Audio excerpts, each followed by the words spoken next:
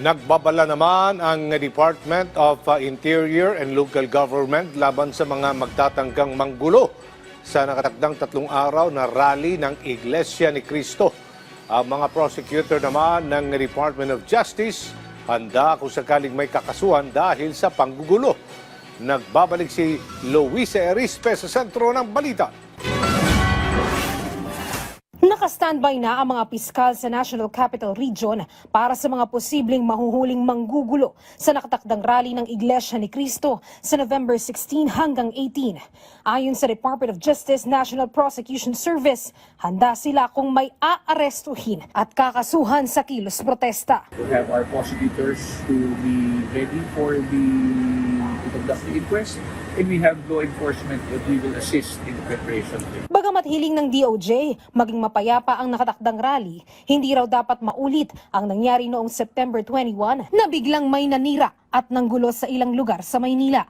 Kaya katuwang din ng mga piskal ang mga pulis sa pagbabantay. Nakipagpulong na kahapon ng DOJ sa PNP-CIDG para sa deployment ng mga law enforcement agencies. We have to make sure that the law enforcement agencies as well as the prosecutors who will be on duty on those days will be prepared in the event that there will be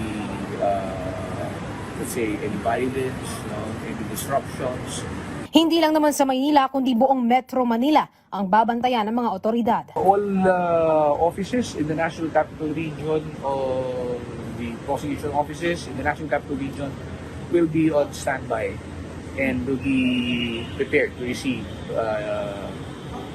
complaints if there will be any that will be filed. We just have to make sure that we're prepared for any eventuality. May ilan na namang nasampahan ng reklamo dahil sa nangyaring panggugulo noong September 21. Ang ilan umano rito ay natuloy sa korte at may ilan namang nabasura. Ang Department of Interior and Local Government naman mahigpit na babantayan ang paligid ng Malacanang Palace. Sa kanilang pahayag, ito ay parte ng kanilang tungkulin na siguraduhing ligtas ang aktibidad.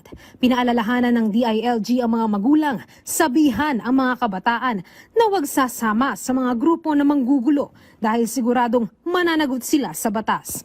Kaisa naman ang DILG sa layunin ng INC para sa isasagawang peace rally. Luisa Erispe para sa Pambansang TV sa Bagong Pilipinas.